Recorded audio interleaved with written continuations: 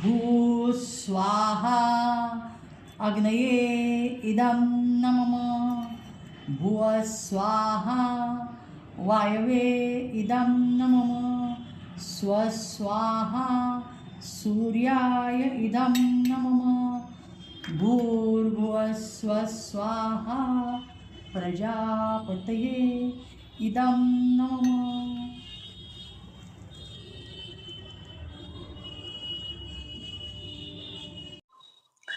नमस्कार, मी प्राध्यापिका मेधा दाते. चातुर्मास्य भागवत सेवेतील आज आपला 85वा दिवस. श्री गणेशाय नमः. श्री गुरुभ्यो नमः. ओम नमो भगवते वासुदेवाय. ओम नमः शिवाय. श्री सरस्वते नमः. अग्निपाठाचे अभंग वाचत आहे मी. अग्नीची या मुखी यजावे क्षणभरी, मुक्तीसह सर्व काही साधत असे. अग्निहोत्र करा, अग्निहोत्र करा, भाग्याची महती काय सांगू. रमोनी संसारी नित्य यज्ञ करी, वेद टाहो फोडी सदा कदा. मेधा म्हणे तुम्हा श्रुतीचे वचन, म्हणून धाडसे विनवीत असे. अग्निहोत्र करा, अग्निहोत्र करा, भाग्याची महती काय सांगू. गोपाल कृष्ण भगवान की जय. श्रीमच्छंकर देशिकेंद्र भगवान ज्ञानेश योगेश्वर, सन्मार्गी जनलावण्या क्षितितला आले तुको बापर.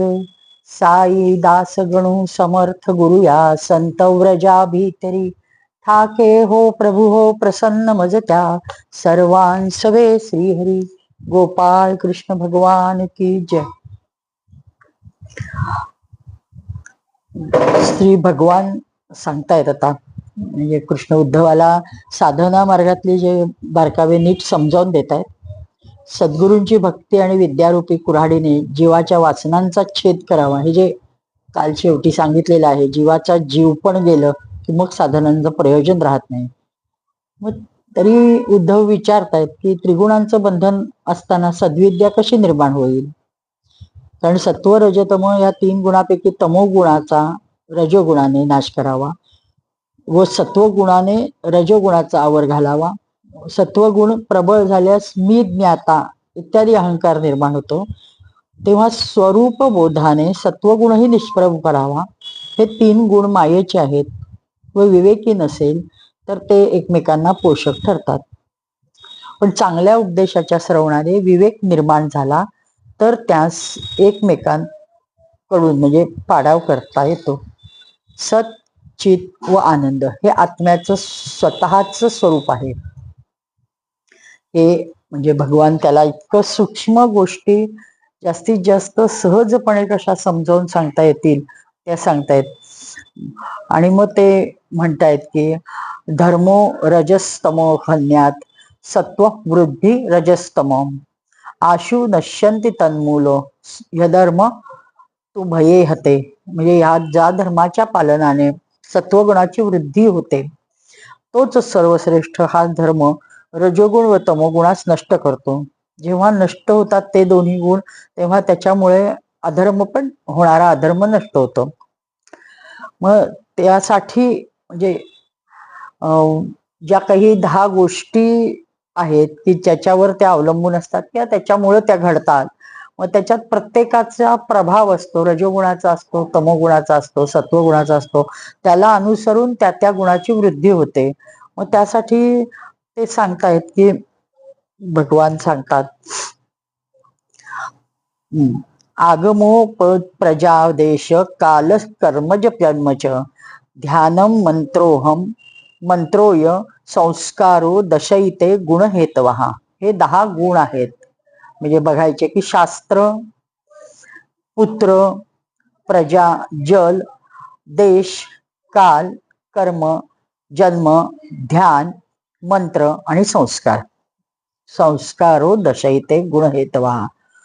हे 10 जे हे आहेत ते गोष्टी जर सात्विक असतील तर सत्वगुण वाढतो, राजसिक असतील तर राजोगुण वाढतो, तामसिक असतील तर तमोगुणाची वृद्धी होते.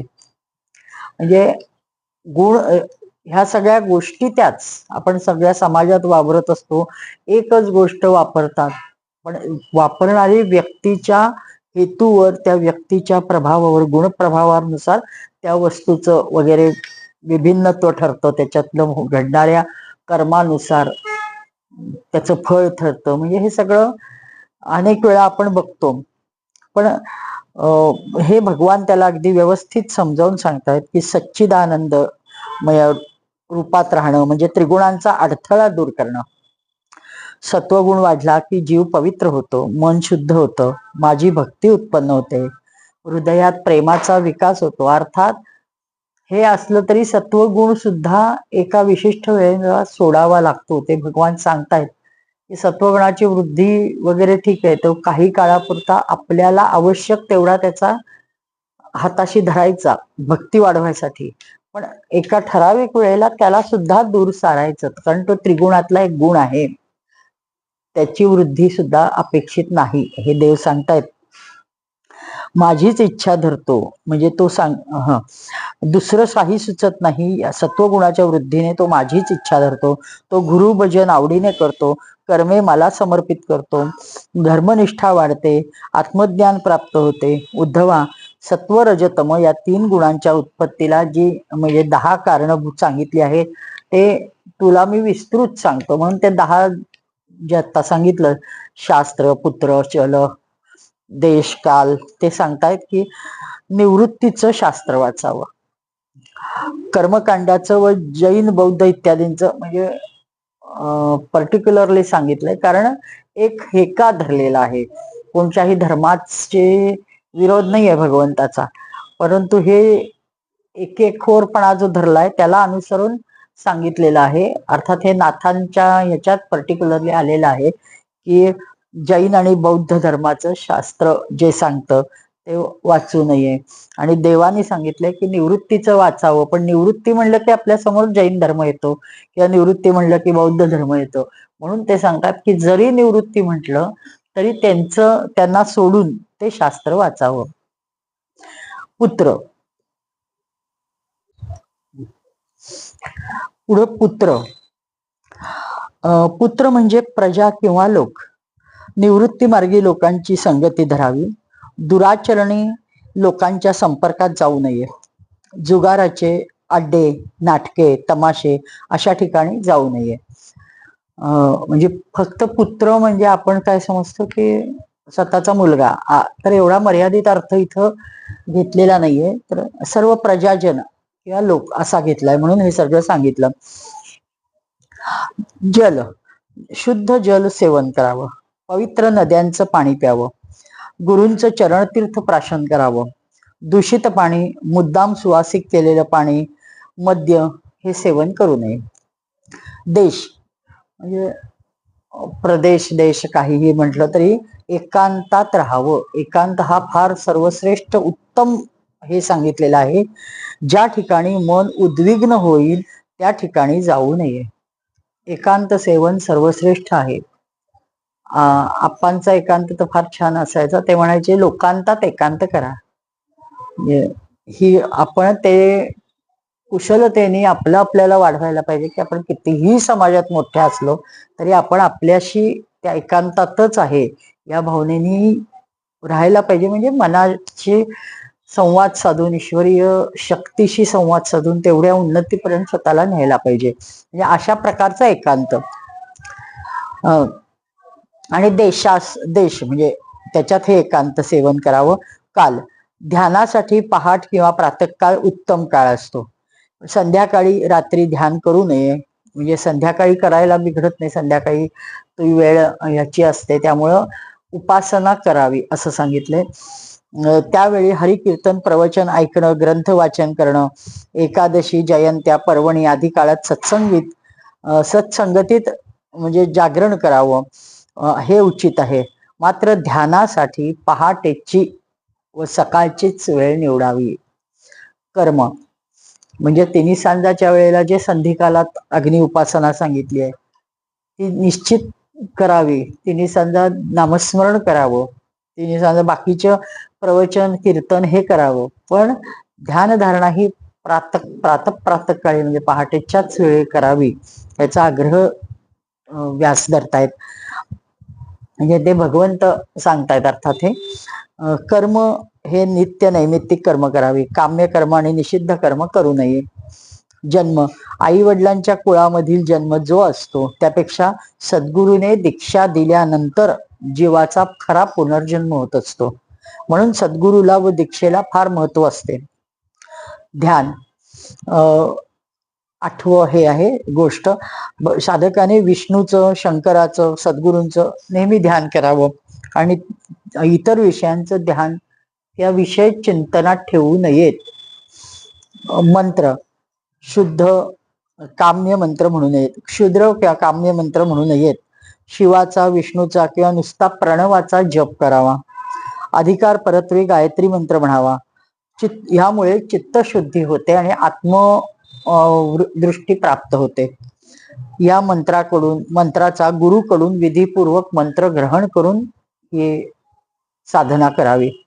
आणि संस्कार चित्तशुद्धी देणाऱ्या संस्कारांचाच स्वीकार करावा. भोवतालच्या सृष्टीतून, समाजाकडून, लोकांकडून निर्माण होणारे किंवा लादले गेलेले विचार, संकल्प, विकल्प हे तोडण्यासाठी सतत चिंतनाद्वारे आत्मसंस्कार स्वतःवर करून घ्यावे. क्षणाचाही विसावा न घेता मनाला सावधपणे परमात्म चिंतनात गुंतवून ठेवावं व हरिस्मरण सतत करणं हा उत्तम संस्कार आहे. उद्धवा, बांबू घासल्यावर आग लागते आणि ती साऱ्या वनाला जाळून शांत होते. तसेच हे शरीर गुणांच्या वैषम्याने उत्पन्न झाले किंवा होते आणि विचाराद्वारे मंथन केल्यावर ह्यापासून ज्ञानाग्नी प्रज्वलित होतो आणि तो समस्त शरीर व गुणास भस्म करतो आणि मग स्वतः शांत होतो. मग उद्धवाने विचारलं की भगवन, विदंती मर्त्या प्रायेण विषयान पदमापदाम तथापि भुंजते कृष्ण तत् कथम ईश्वर राजवत.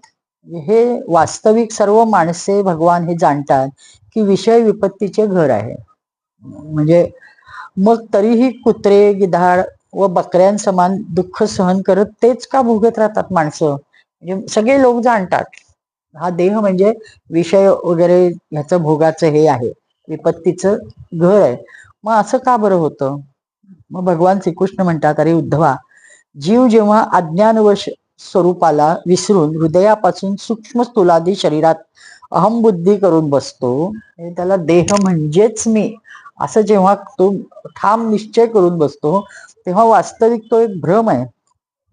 त्याचे सत्वप्रधान किंवा रजोगुणाकडे झुकते आणि त्याने व्यापते. म्हणजे शरीरात अहमबुद्धी बसली की ते हा भ्रम वाढतच जातो. पण बस जिथे मनात रजोगुण प्रधानता असते तिथे संकल्प विकल्पाचा धागा ताणलाच जातो, बांधला जातो आणि आता तो विषय चिंतन करू लागतो आणि आपल्या दुर्बुद्धीमुळे कर्मबंधनात अडकतो. त्यातून पुन्हा सुटणे अवघड असते. म्हणजे सहजासहजी त्याच्यातनं सुटायला नाही, त्याला पुन्हा सत्वगुणा प्रधानता, आपला विवेक, विचार हे येतच. म्हणून ते सांगतात देव की मग अज्ञानी कामवश होऊन अनेक कर्म केली जातात, इंद्रियांना वश होऊन त्या प्रकारे कर्म होतात. हे जाणूनही यावेळी कर्माचे अंतिम फळ दुःख आहे हे तो जाणतो आधी माहीत असल्यामुळं, पण तरी ते करायला धडपडतो. त्यावेळी तो रजोगुणाच्या तीव्र वेगाने मोहित असतो. म्हणून तो कितीही म्हणलं तरी ते त्याच्या प्राबल्याखाली जातो. जरी विवेकी पुरुषाचे चित्त पण कधी कधी रजोगुण आणि तमोगुणाच्या वेगाने विक्षिप्त होते, तथापि त्याविषयी दोषदृष्टी बनून जाते. म्हणून तो फार सावधानीने आपल्या चित्तास एकाग्र करायची चेष्टा करतो. चित्त म्हणजे हे ह्याच्यापासून दूर जायचा प्रयत्न करतो, त्यामुळे त्याविषयी आसक्ती होत नाही. साधकाने असे करावे की आसन प्राणायामावर विजय प्राप्त करावा.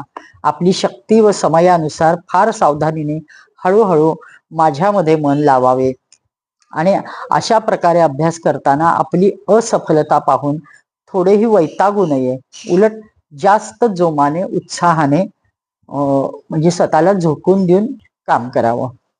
उद्धवा, माझे शिष्य सनकादी परमऋषी, आता हाच त्यांना प्रश्न पडला होता.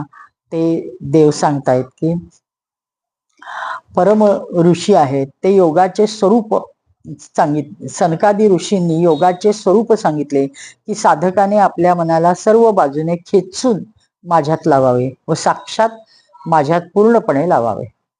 इतकं की मनात कुठलाही किंतु न येऊ देता फक्त भगवत स्मरण करावं, भगवत चिंतन करावं, भगवंताच्या चरणावर स्वतःला झुकून द्यावं, अन्य काही नाही असं सनकादी सांगतात. देव सांगतायत. उद्धव म्हणाला श्रीकृष्ण हे सनकादी सांगतात, पुन्हा उद्धवाला प्रश्न पडायचा आहे तो पडलायच. उद्धव म्हणतो की आपण ज्यावेळी ह्या रूपात सनकादी परमऋषींना योगाचा आदेश दिला होता ते रूप मला जाणून घ्यायला आवडेल. मग ते म्हणाले की तुमच्यात लावावं, पण कसं लावावं, काय करावं हे मला कळत नाहीये, तर तुम्ही मला ते नीट सांगा. असं प्रश्न तो हा उद्धव म्हणजे आपली शंका विचारतो. त्यावर देव सांगतायत पुत्रा हिरण्यगर्भस्य मानसः सनकादयः पप्रच्छु पितरम सूक्ष्मा योगस्यै कांतिकीम गतिम. भगवान श्रीकृष्ण म्हणाले की प्रिय उद्धव, सनकादी परमऋषी ब्रह्माजींचे मानसपुत्र आहेत आणि त्यांनी एकदा आपल्या पित्याकडून योगाचा सूक्ष्म अंतिम सीमेबद्दल प्रश्न केला. मग सनकाने विचारलं की चित्त गुणात अर्थात विषयात घुसत व गुण पण चित्तात एक एक वृत्तीत मिसळतात. मग जर चित्त आणि गुण आपापसात मिसळतात तर अशा वेळी जो पुरुष संसार सागर पार करून मुक्त होऊ इच्छितो तो या दोघांना वेगळे कसा करू शकेल. म्हणजे आपलं चित्त कुठंही गेलं तर ते रजोगुण प्रभू तमोगुण आणि सत्वगुण कशाच्या तरी प्रभावाखालीच असतं ना, तर तिकडं वळलं की ते ऑटोमॅटिकली तिकडे जातच.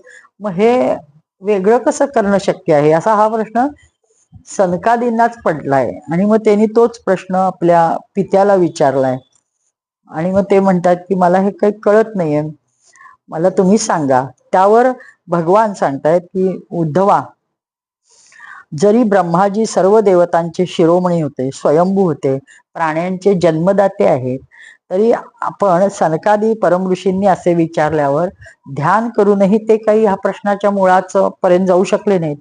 म्हणजे तो प्रश्न उत्तर द्यायला इथून सुरुवात करावी असं त्यांना समजेच ना. त्या प्रश्नाने ते म्हणजे संभ्रमित झाले, उत्तर द्यायला येईना, बुद्धी कर्मप्रणव होती त्यांची. मग आता काय करायचं. मग त्यावेळेस त्यांनी भगवंताचं ध्यान केलं.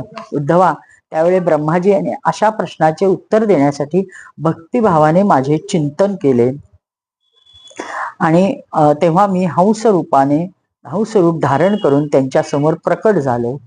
आणि मग त्यांनी मला पाहिलं सनकादींनी आणि त्यावेळेस त्यांनी प्रश्न विचारला. दृष्ट्वा मामत उपव्रज्य कृत्वा पादाभिवनंदनम ब्रह्मांड ग्रतः कृत्वा पप्रच्छक्कु भवानिती. ते सनकाजी ब्रह्माजींना पुढे करून माझ्याजवळ आले आणि त्यांनी माझ्या चरणांना वंदन करून मला विचारले की आपण कोण. भगवंत आहे हे ब्रह्मदेवानी जाणलं, पण सनकादींना तो प्रश्न पडला आणि ते म्हणले आपण कोण. सामान्यपणे हा प्रश्न पडतो, पण हंसाला एखाद्या हा प्रश्न विचारणं म्हणजे तो एक पक्षी आहे, आपण सोडून देऊ, पण हा नक्की कोणीतरी आहे हे ते जाणत असल्यामुळं तो प्रश्न त्यांनी केलाय की आपण कोण. आणि त्याच्यावर आता देव व्यवस्थित उत्तर देत आहेत. अरे ब्राह्मणांनो, जर परमार्थ रूप वस्तू नानात्वापासून सर्वथा रहित आहे, म्हणजे अंततोगत्वा आत्मस्वरूप हे इथून तिथून एकमेव आहे, एकमात्र आहे, त्याच्यात काहीही भेद नाही, तेव्हा आत्म्यासंबंधी आपण लोक असा प्रश्न कसा करता की तुम्ही कोण. तो कसा संयुक्तिक होईल. म्हणजे तुम्ही विचारलंच कसं. तुम्ही स्वतःला म्हणजे थोडक्यात तुम्ही स्वतःला ज्ञानी म्हणताय ना, मग असा प्रश्न का केला. अथवा मी जरी उत्तर देण्यासाठी बोललो तरी कोणती जात गुण क्रिया संबंध आदींचा आश्रय घेऊन बोलू. मी काय कशाला उत्तर देऊन बोलू. म्हणजे मी जर आत्मस्वरूप आहे तर मी कोण ह्याचं उत्तर मी काय देणार. असं ते इतकं छान सांगताहेत. देव म्हणतायत की मी वक्ता वचन वाच्य सगळं काही आहे, सर्व इंद्रिय प्रवृत्ती एवढंच काय, सर्व सृष्टी व देह मद्रूपच आहेत, पाण्यावर तरंग वेगळे दिसतात, पण ते पाणीच असते. त्याप्रमाणे अद्वय असं ब्रह्म हे एकत्र, जे एकच एक आहे तेच मी आहे. चित्त व विषय यांचा उपयोग कसा व्हायचा, तोच उपाय मी तुला सांगतो की चित्त किंवा विषय यातील कोणीही जीवाचं आत्मस्वरूप नाही. विषय हे स्थूल शरीरास व चित्त हे सूक्ष्म शरीरास प्रवाह रूपाने जोडलेले असतं.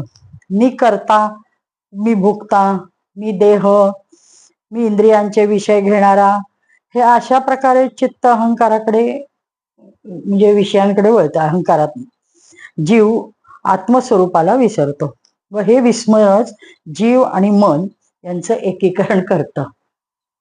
किती नेमकं कोणत्या वेळेला एकीकरण होतं हे देव सांगतायत. तसं ते देव सांगतायत आणि सूक्ष्म चिंतन आपल्या ऋषीमुनींनी किती केलंय हे बघण्यासारखं आहे. की हे परमेश्वराच्या मुखातून सांगितलंय, किंबहुना त्यांनी सांगितलं जरी असलं तरी ते ऐकून आपल्यापर्यंत पोहोचवण्याचं काम हे केलंय. किती सूक्ष्म त्याची स्क्रुटिनी केलेली आहे. तर हे आपल्याला विचारात घेण्यासारखा विषय आहे.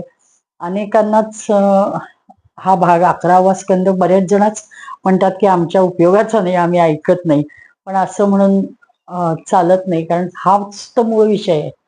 हेच भगवंताला किंवा व्यासांना किंवा संत पुरुषांना आपल्या मनी रुजवायचंय, म्हणून तर हे पुन्हा पुन्हा हा विषय भागवतात आलेला आहे. भक्तीच्या माध्यमातून सांगून भक्ताला पुढं करून सांगितलाय आणि आताही पुन्हा तसंच सांगितलं जात आहे. तर आपण कितीही कंटाळाला, आळस येत असला, फराळ करायचे, अनेक कारण आपल्या समोर आहेत, पण तरी सुद्धा आपण हा विषय एकदा, दोनदा, तीनदा ऐकला पाहिजे, तरच तो लक्षात येतो. आणि जमलं तर एकादश स्कंदांचं नाथांच्या पारायण करायचं, की सहज सोप्या ओघवती भाषेत त्यांनी सांगितलंय. म्हणजे मला राहुलच नाही म्हणून मी पुन्हा नाथांचं एकनाथी भागवत संदर्भाला थोडं तरी घेतलंच आहे. म्हणजे कारण हे व्यासांनी उत्तम सांगितलंय, नो डाऊट. पण आपल्याला आपल्या भाषेत सांगणारं कोणीतरी भेटलंय ना, आपल्या महाराष्ट्रातले हे संत, म्हणून आपण हे सांगतोय. आवर्जून असंच आपण त्याचा अभ्यास करायला पाहिजे. स्वतःबद्दलच्या प्रतिमा, कल्पना म्हणजेच मी, हीच तर भ्रांती सोडावी. यासाठी आत्मस्वरूप अशा माझी भक्ती करावी. जरी भगवान माझी म्हणत असले तरी त्यांचा मी हा प्रचंड व्यापक आहे, हा वैश्विक आहे. म्हणजे अनंत कोटी ब्रह्मांड नायक व्यापणारा आहे. तशी जो त्या पात्रतेचा असेल त्याला तशी अनुभूती देणारा त्यांचा मी आहे. आपण वल्गना करण्यात अर्थ नाही की तो कसा मी करतो. कारण एका बहादराने मला म्हणलं की आपण अहंकार सोडायचा म्हणतोय, मग देव काय एवढा अहंकारी आहे, तो का सांगतोय मी केलं, माझंच रूप आहे, माझंच आहे. अरे त्याची पात्रता तेवढी आहे. एखाद्याच आपण सोप्या शब्दात मी म्हणलं, जो विचारणारा माणूस होता तो बराच धनिक होता. मी म्हणलं तुम्ही म्हणता ना की तुमचं व्याप केवढा आहे, इकडं आहे तिकडं आहे, तुमच्या फॅक्टऱ्या केवढ्या आहेत, तुमची गडी केवढी आहेत, म्हणजे किंवा कामगार म्हणा किंवा एकूण तुमच्याकडे असणारे वर्कर्स, जे काही तुम्ही शब्द देताय ते तुमचे आहेत. दुसऱ्या कोणाच्या, आमच्या घरातली कामवाली बाई तुमच्याकडे कामाला आली तर ते तुम्ही तुमचं म्हणत नाही. आमच्याकडं आमची इतकी व्याप्ती कमी असते की आम्ही 5-10 लोकांच्या, 10-20 लोकांच्या, त्याच्यापेक्षा जास्त आमच्याकडं क्षमता नाहीये. मग आम्ही तुमचं कसं म्हणू? तुमचं जेव्हा तुम्ही म्हणता हे माझं आहेत, हे माझे कामगार आहेत, हे माझ्या कामगार म्हणजे फॅक्टरीमध्ये 500 कामगार आहेत, हे तुम्ही ज्यावेळी म्हणता त्यावेळेस तुमचं तेवढं कर्तृत्व असतं ना. तो शेवटचाही माणूस तुम्हाला मालक म्हणून दाखवत असतो. तसं हे चराचर व्यापक ब्रह्मांड कितीही विस्तृत असलं तरी अगदी अंतापर्यंत, म्हणजे क्षितिज घ्या किंवा कुठलंही एक गोष्ट घ्या, उत्तर ध्रुवावरचं, म्हणजे ह्यांनी टिळकांनी जे वर्णन केलंय, अभ्यास केलाय, त्यांच्या ह्याच्यात दिलेलं आहे, त्याच्याप्रमाणे अगदी टोकाचा माणूस घ्या, टोकाचा कण घ्या, तिथपर्यंत सुद्धा भगवान म्हणतात ते माझी सत्ता आहे. कारण त्यांची ती सत्ता आहे, ते दाखवू शकतायत आपल्याला अनुभव. आपण जर आपली कपॅसिटी वाढवली तर आपला अनुभव देऊ शकतो. म्हणून तो म्हणतोय त्याचा अहंकार नाही, ते वास्तव आहे. आणि ह्या वास्तवाला आपण जाणलं पाहिजे. आपण लोकांसारखं म्हणजे जर भक्ती मार्गात असलो तर आपण ह्यांची मतं थोडीफार खोडून काढायची जर शक्य असलं तर. नाहीतर नमस्कार करायचा, तुम्ही शहाणे म्हणायचं आणि सोडायचं. हे घडलेलं आहे नुकतंच माझ्या ह्याच संदर्भात. एकादश स्कंदच मी वाचत होते आणि त्याच्यावरूनच झाले, म्हणून मला आज आत्ता लक्षात आलं. आणि अचानक भगवान म्हणतायत की माझी विस्तृती ही आहे हे सांगतायत. मग असे अनेक महाभाग आपल्यालाही भेटू शकतात, तुम्हालाही भेटतील, म्हणून मी हे सांगितलं. मी करता, मी भोगता, मी देह, मी इंद्रियांचे विषय घेणारा, अशा प्रकारे चित्त अहंकाराने विषयांकडे वळतं. जीव आत्मस्वरूपाला विसरतो आणि मग देहाभिमानामुळे मुळात चैतन्याला जीवत्व आलेलं असतं.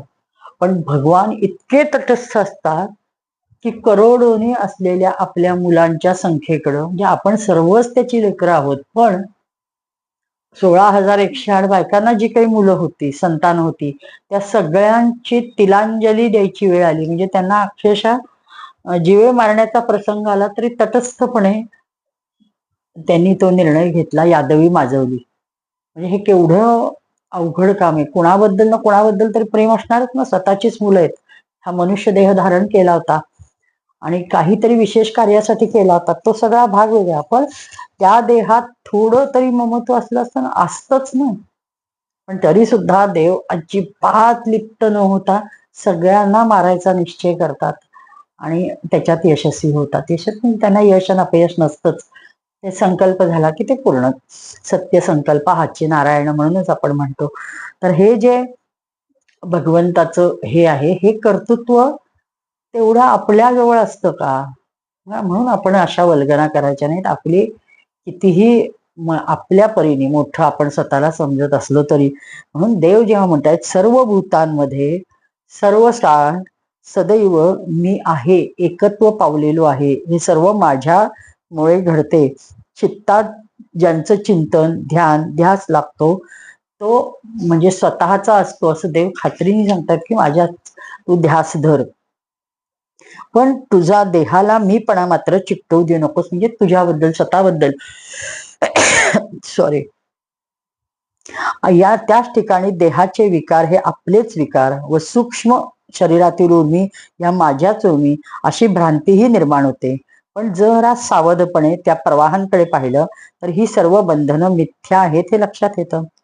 तेच मिथ्यात्वाचं भान सतत जागरूक ठेवणं, म्हणजे मिथ्यत्वाचं भान जागरूकता, हेच तर मूळ अद्वैताचं तसं म्हटलं तरी सूक्ष्म नाडी आहे, किंवा पिंच म्हणा, किंवा आपण पकड ज्याच्यावर करायची आपण, तो विषय आहे की मिथ्यत्वाचं भान जागृत ठेवायचं. कारण आपण सदैव चैतन्यमय आहे आणि त्या चैतन्याचाच अंश आहे. ते चैतन्य आपल्या देहातलं गेलं तर आपण काय आहे?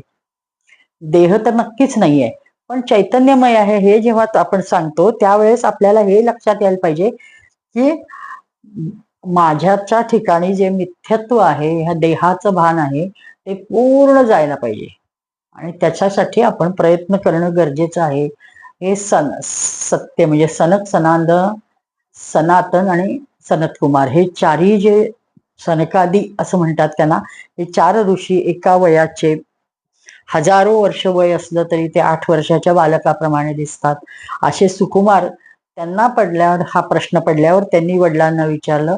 त्यांच्या वडिलांनी भगवंताचं ध्यान केल्यावर हंस रूपाने आलेले परमात्मा हे सगळं ज्ञान देत आहेत. हे आपल्याला अहोभाग्याने ऐकायला मिळत आहे.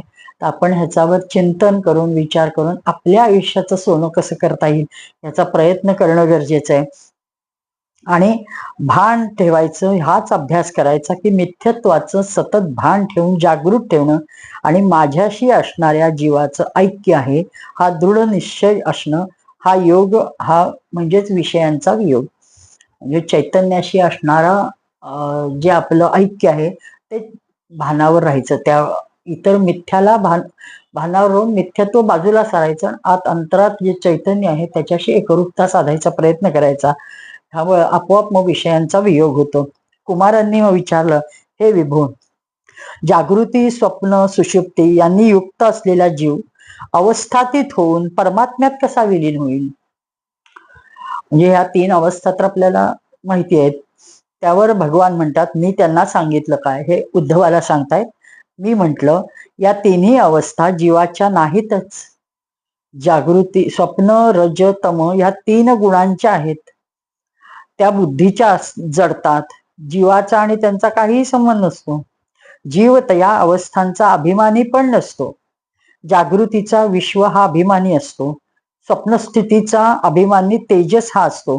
सुषुप्तीचा अभिमानी प्राज्ञ असतो व त्या त्या अवस्थांचे अभिमानी जीवापेक्षा वेगळे असतात. कुमार म्हणाले, मी जागा आहे, मी स्वप्न पाहिलं, मी निजलो असं जीव म्हणतो. मग ते का बरं म्हणत असेल? भगवान सांगतायत, मी त्यांना असं सांगितलं. उद्धवाला म्हणतात की झोपाळ्यावर बसलेला माणूस स्थिर असतो, पण झोपाळा हलतो त्यामुळे तो हलतो. जीवाची हीच स्थिती असते. त्याला आणखीन एक रथाचंही उदाहरण दिलंय. पुढं आलंय का माहित नाही, आपल्या भागवतात मूळ ह्याच्यात आलंय की रथीमध्ये पूर्वीच्या काळी गाड्यांपेक्षा बैलगाड्या, चकडे, रथ हेच असायचं. तर रथात बसलेला माणूस तो स्थिर असतो, पण रथ वेगाने फिरतो म्हणजे तोही वेगाने गेला असं म्हटलं जातं. तेच सांगतायत की जीवाची स्थिती आहे इथंच असते, पण आपण मी झोपलो, मी जागलो म्हणजे त्या कृतीबरोबर आपण आपल्याला वाहवतो. मुळात तुमची अवस्था तिथं नाहीये, जायची गरज नाही. देहावरील ममतेमुळे, देह म्हणजे मीच या भ्रमामुळे जीव हा या अवस्था स्वतःच्या मानतो आणि म्हणतो, मी झोपलो, मी उठलो, मी खाल्ले. अग्नीच्या संयोगाने लोखंडावर प्रक्रिया करून त्याला उपयुक्त आकार दिला जात असला तरी त्या घडामोडीने अग्नी लिप्त होत नाही. त्याप्रमाणे जीव सुद्धा या तिन्ही अवस्थांनी लिप्त होत नसतो. अग्नी वाचून लोखंड घडवताच येत नाही, त्याप्रमाणे आत्म्या वाचून बुद्धीला कर्म कळत नाही. नुसतं देह आहे तर उपयोग काय? जिवंतपणा नसेल तर उपयोग काय? त्याच्यात आत चैतन्य हवं ना. त्या चैतन्याशिवाय बुद्धीला उपयोगच नाही. म्हणून कृती कळत नाही. लोखंडाला बेलसरे काका एक उदाहरण सांगायचे, आता आठवलं मला ह्याच्यावरनं. म्हणजे नुसत्या बुद्धीला किंमत नाही किंवा नुसत्या कृतीलाही किंमत नाही. चैतन्याची जागृती, अनुभूती तिथं सदैव हवी. त्यांनी कशाच्या संदर्भात सांगितलं हे माझ्या आत्ता लक्षात येत नाहीये, पण वेलसरे काकांनी अगदी सहज जाता जाता एकदा हे उदाहरण दिलं होतं की ते म्हणाले, ट्रेनमधनं आम्ही म्हणजे रोजच लोकलमधनं त्यांना प्रवास करावा लागायचा. ते कॉलेजला लेक्चररच होते. तर एकदा गाडी म्हणजे बसलं की बरोबरचे जे काही आणखीन 2-4 असायचे सगळेच पुढच्या कुठल्या कुठल्या स्टेशनला चढायचे आणि मग गप्पा व्हायच्या की कोणी काय खाल्लं का. मग शिळोप्याच्या गप्पा म्हणजे आज काय जेवलो, काय जेवलं. आणि म्हणले एक दिवशी मी इतका उशीर झाला आणि इतक्या घाईत जेवलो की मला विचारलं की आज काय काय बेत होता. तर रोज आज काय म्हणजे जे काही डब्यात आणलेलं असतंच, पण शिवाय मी आज काय गवारीची भाजी व बटाट्याची भाजी खाल्ली किंवा भात आमटी खाल्ली, जे असेल ते सांगितलं जायचं. त्या दिवशी उशिरामुळं मी काय खाल्लं हे माझ्या म्हणले डोक्यातच आलं नाही, लक्षात नाही. टोटली मी विसरून गेलो की काय खाल्लं. तुम्ही खाल्लत ना? तर म्हणले हो खाल्लं. मग म्हणले मग तुमच्या लक्षात नाही? नाही उशीर खूप झाला तर माझं लक्ष घड्याळाकडे होतं. आणि मग म्हणले म्हणजे काय?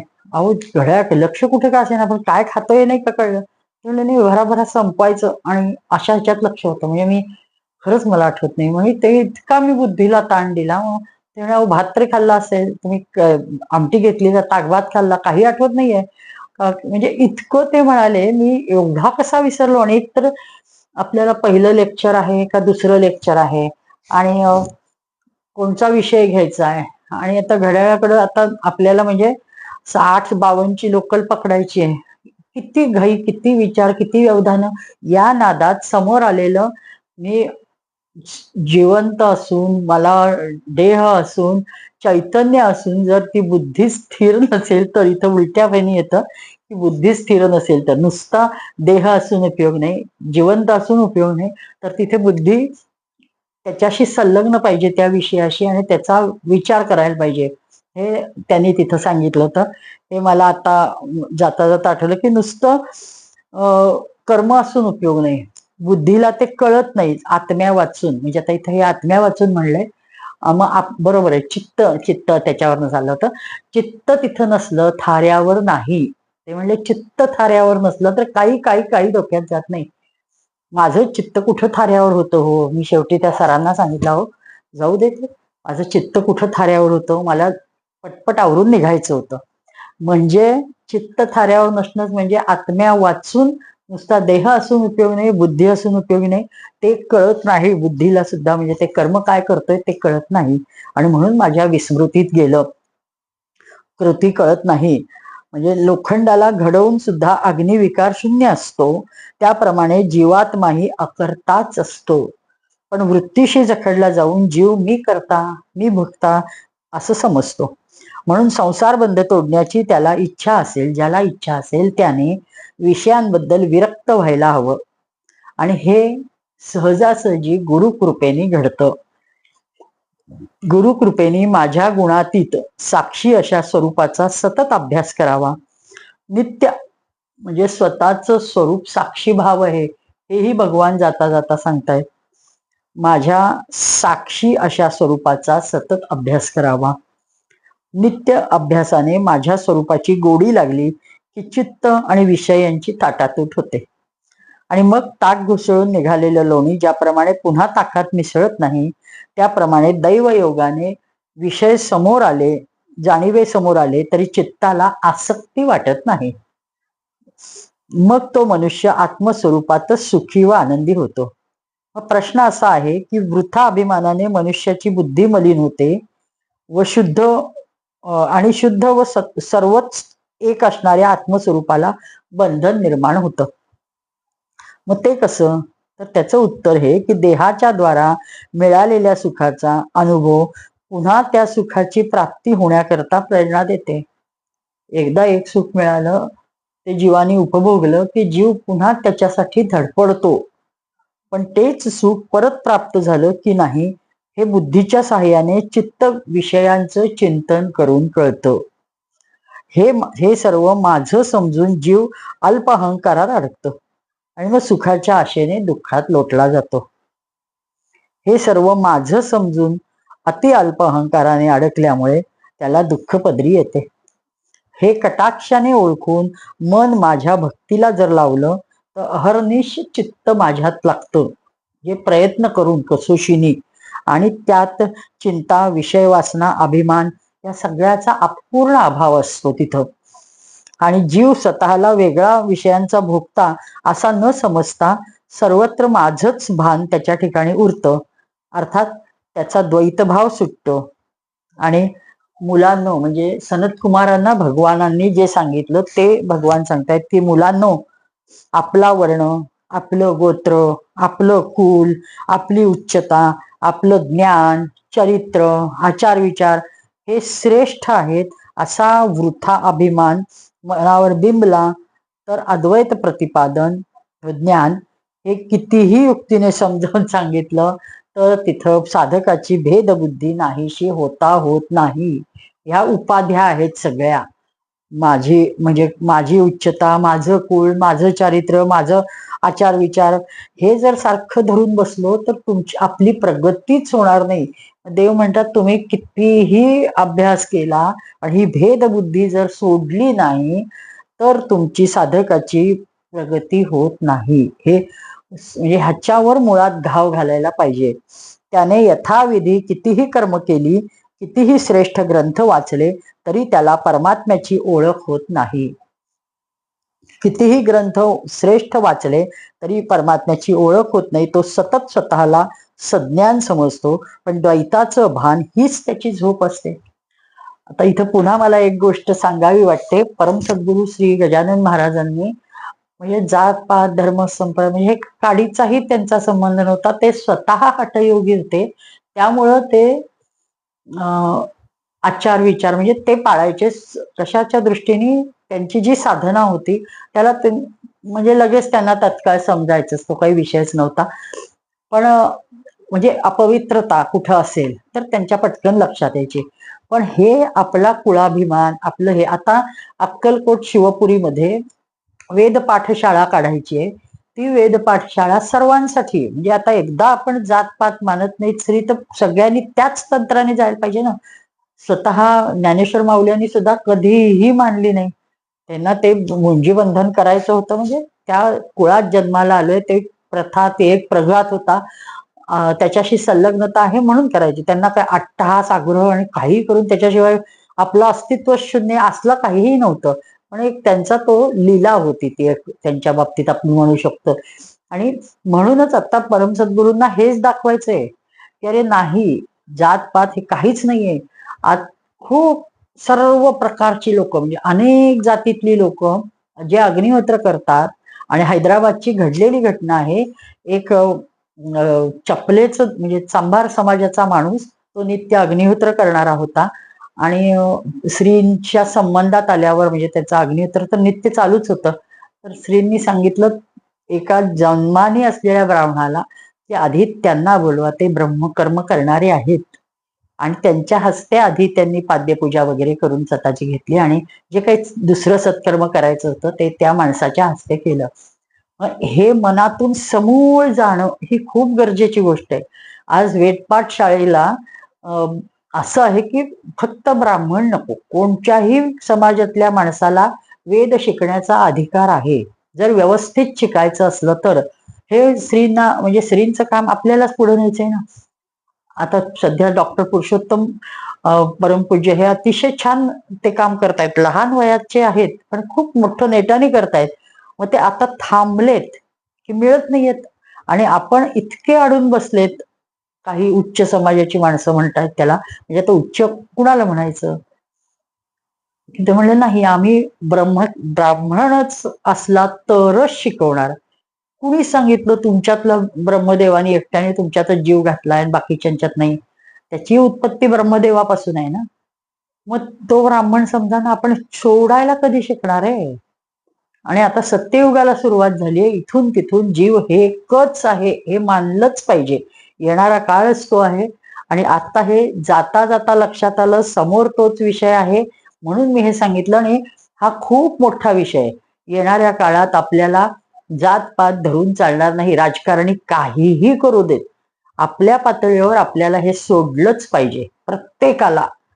आणि मग हे आता ह्यांनी सांगितलं की भेदबुद्धी साधकाची, आता तर आपण अध्यात्म मार्गात जर असू तर भेदबुद्धी सोडल्याशिवाय प्रगती नाही, हे भगवान स्वतः सनत कुमारांना सांगतायत. नाही तर कितीही तुम्ही मोठाले ग्रंथ वाचा, कितीही मोठ्या ग्रंथांचा अभ्यास करा, जर तुम्ही भेदबुद्धी तशीच ठेवली तर काय उपयोग आहे? मग काहीही उपयोग नाही, हेच सांगतायत. कुमारांनी मग विचारलं की वेदाज्ञा पाहिली तर वर्णाश्रमाचं धर्म आणि कर्म व्यवस्थित सांगितलं आहे.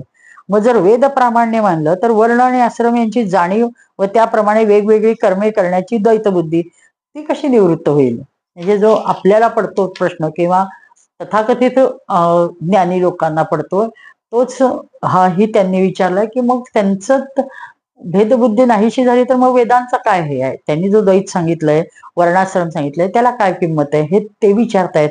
आणि भगवान म्हणतात मी त्यावेळेस जे उत्तर दिलं ते ऐक. मी त्यांना सांगितलं, उद्धवा, त्यांना मी सांगितलं की ज्यांचा द्वैत भाव प्रबळ असतो त्यांचा तो भाव हळूहळू नियमित करण्यासाठी मी वेदांची स्थापना केली आहे, म्हणजे सामान्य लोकांसाठी केली असं सांगतायत. वर्ण आश्रम अविद्येनेच मानले जातात, त्यातील कर्मेही अविद्येनेच असतात, अस्तित्वात आहेत. वेदोक्त धर्म अज्ञ लोकांचा विषय आहे. आंब्याच्या झाडाला फळे असेपर्यंत राखण करावी लागते. सर्व आंबे एकदा काढून गेले की मग राखण करायची काय गरज? त्याचप्रमाणे जोपर्यंत अज्ञान आहे, द्वैताचं भान आहे, तोपर्यंत वेदाज्ञांचं पालन करावं. आणि मग जर एकदा अद्वैतात गेल्यावर वेदाज्ञांचं गरज नाही.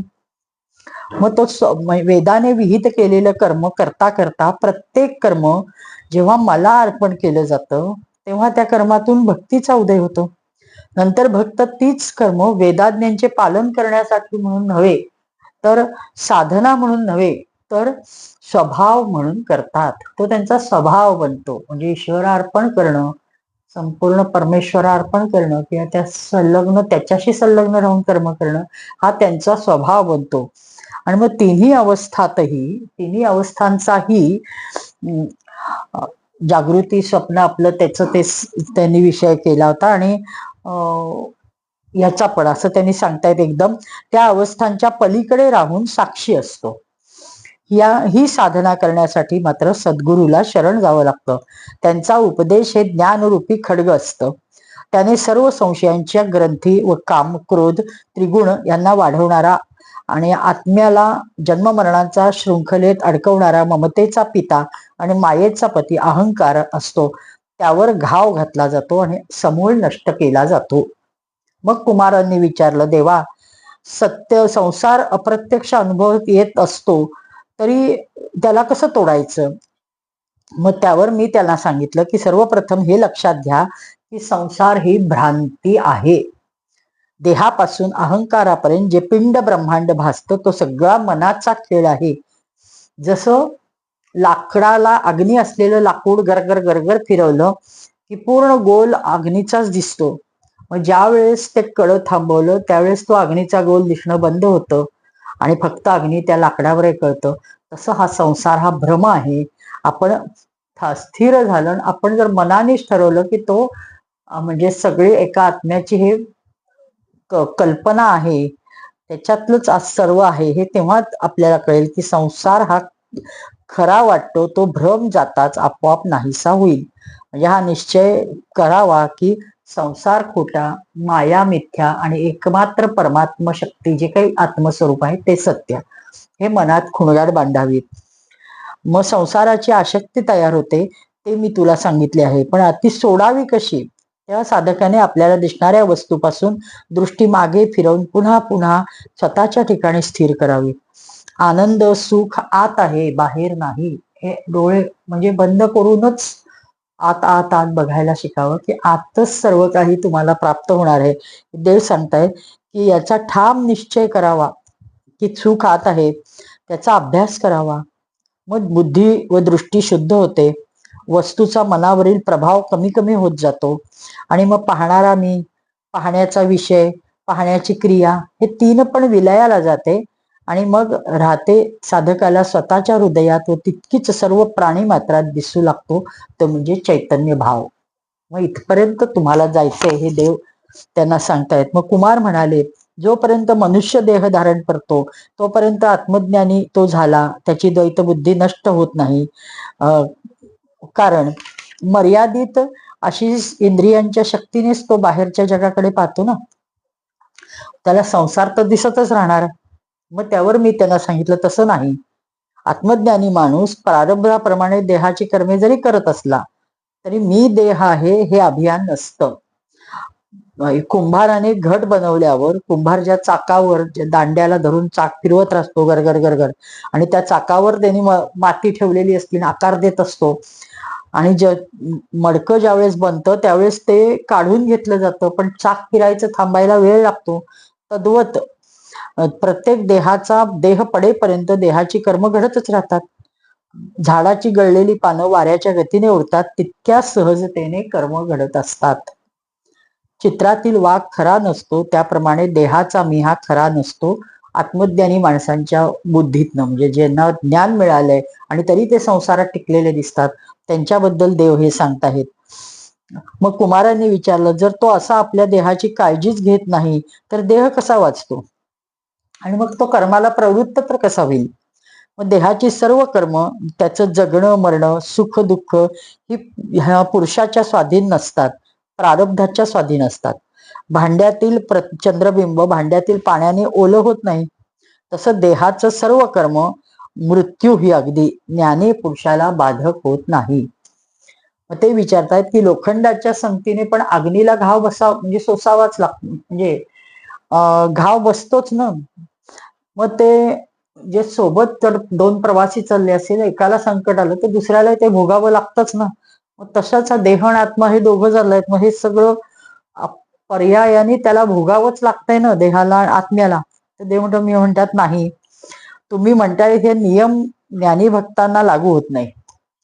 त्याने सर्व प्रकारच्या अहंकाराचं निर्मूलन केलं असतं. म्हणजे मी आणि देह दोघांनाही दोन मित्र म्हणले, दोन सहप्रवासी, मग ते देह आणि मी. हा अंतरात्म्याला त्यांनी सर्व प्रकारचा अहंकार पूर्ण त्याग केलेला असतो. त्यामुळं देहात राहून सर्व व्यवहार करीत असताना सुद्धा तो लोकांना दिसत असला तरी तो स्वतः मात्र चिदानंदात अखंड समाधीत असतो आणि तेथे कोणत्याही प्रकारचा संग नसतो. चित्ताला वृत्तीरूप मर्यादा नसते. चित्त अतिशय गतिमान व मन सर्व काळ निसंकल्प असतं. म्हणजे मुलांनो, आता देव शेवटी शेवटी सार सांगतायत. ते एवढं सगळं सांगितलं ते थोडक्यात सांगतायत. अरे मुलांनो, म्हणजे कुमारांनो, तुम्ही तुमच्या पित्याला ब्रह्मदेवाला ज्याविषयी प्रश्न केला होता ते ब्रह्मज्ञानाचा उपदेश सांगा. आणि तो सांगण्यासाठी त्यांनी माझं चिंतन केलं म्हणून मी स्वतः येथे प्रकट झालो. ज्या ज्ञानासाठी मुमुक्ष खडतर तपश्चर्या करतात ते उपनिषदांचं भांडार, योग्यांच्या योगमार्गाचं रहस्य, जे परात्पर अतिरहस्य असं आत्मज्ञान, तेच मी आता तुम्हाला सर्व काही सांगितलं. माझ्या उपदेशात वर्णाश्रम धर्म न सोडता माझी भेट होते. ही गोष्ट ध्वनित करून मी देहच खूप मुख्य मिथ्या आहे हे सांगितलं आहे. आता येथे हंस रूपात प्रकट होऊन एवढं श्रेष्ठ ज्ञान सांगणारा ज्ञानवक्ता आहे कोण? हा जो तुम्हाला प्रश्न पडला होता ते मी कोण हे तुम्हाला कळलंच असेल. मी स्वतः तत्वमय विष्णू आहे. तत्वतः विष्णू आहे असं समजा. आत्मानात्म विवेक नावाचं श्रेष्ठ ज्ञान, अष्टांगादी साधनांनी साध्य होणारा श्रेष्ठ योग, सत्याचेही सत्य असं जे सत्य स्वरूप, ते सर्व काही मीच आहे. मीच अनुष्ठान करणारा धर्म, ज्ञान देणारा धर्म, प्रभाव, श्री, कर्ता, कीर्ती, दम ह्यांचं परमस्थान आहे. साध्य आणि साधन यांचे आश्रयस्थानही मीच आहे. वास्तविक मी निरीच्छ आहे, निर्गुण आहे. तरीही माझ्यावर लुब्ध झालेले जग मला सुहृद म्हणतात, मित्र म्हणतात, आत्मा म्हणतात, असंग म्हणतात. मी गुणांना स्पर्शही करत नाही तरी मला लोक लीलाधारी म्हणतात. मी देतही नाही आणि घेतही नाही. मी करताही नाही, करविता नाही. हाच माझा स्वभाव आहे. मग एवढं सगळं सांगतायत देव. उद्धवा, सनकादी जरी पूर्वकालीन आहेत तरी मी विष्णू असल्यामुळे हंस रूपाने त्यांना हे ब्रह्मज्ञान दिलं आणि म्हणजे मी वैकुंठाला गेलो हे ते सांगतायत. इति मे छिन्न संदेहा मुनया सनकादया सभा जयित्वा परया भक्त्या गृणतम संस्तवैही. प्रिय उद्धवा, अशा प्रकारे सनकादी ऋषीचा सगळा संशय मिटला आणि त्यांनी परमभक्तीने माझी पूजा केली आणि स्तुतीद्वारे महिमा गायला. जेव्हा तैरहम पूजित सम्यक संस्तोत परमर्षिभिः प्रत्ययायम स्वकम धाम पश्यतः परिमेष्ठिनः. जेव्हा परम ऋषींनी माझी भलीभांती पूजा केली, स्तुती केली, तेव्हा मी ब्रह्माजींसमोर बघता बघता अदृश्य होऊन स्वधामी आलो.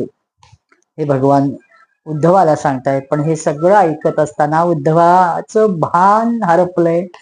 अरे हा परात्पर परमेश्वर आपल्या समोर बसून आपल्याला ज्ञान देतोय. त्याला प्रेमाचं भरत आलं, त्याच्या तोंडातून शब्द फुटेना, त्याचं देह असूनही तो देहभानावर नव्हता. संपूर्ण सर्वांगाचं कान करून तो हे सर्व ऐकत होता. आणि हा ईश्वर शांतपणे सांगतो मी स्वधामी गेलो आणि आता तीच वेळ आली हे त्याला सुचवायचंय का? म्हणून ते नाईलाजाने डोळे उघडतो, भगवंताकडं पाहायला लागतो. आणि मग तो मला आता भक्तीचं मर्म वगैरे सांग. पुढचं बोलतो.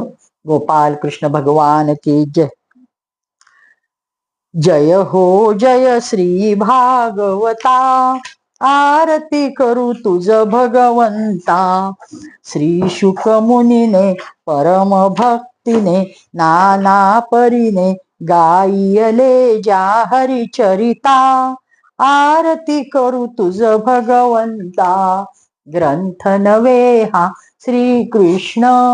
गीते वेदी मन पूर्ण, अनन्य होता या शरण. खचित टळे जन्म मरण, त्रिताप जाती चिरये शांती. नाथ हि वदती रामपदी ठेवू माथा. आरती करू तुझ भगवंता, जय हो जय श्री भागवता. करू तुझ भगवंता.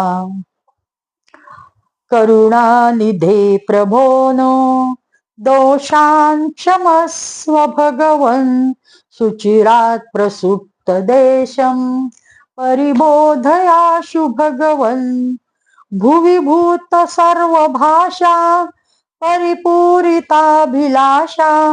श्वसितीव देवभाषा तां पालयस्व भगवन् आसीत् कदाचिदेषा वाणी विशुद्धवेषा अधुना लवावशेषा तामाश्रयस्व भगवन् देशे स्वतन्त्रतायाः प्राचीनसभ्यताया समयं समर्गताया पुनरानयस्व भगवन् करुणानिधे प्रभो नो दोषान् क्षमस्व भगवन् सुचिरात् प्रसुप्त देशं परिबोधयाशु भगवन् गोपाल कृष्ण भगवान की जय। देव देवेश्वर भगवान परशुराम भगवान की जय। परम सद्गुरु श्री गजानन महाराज की जय।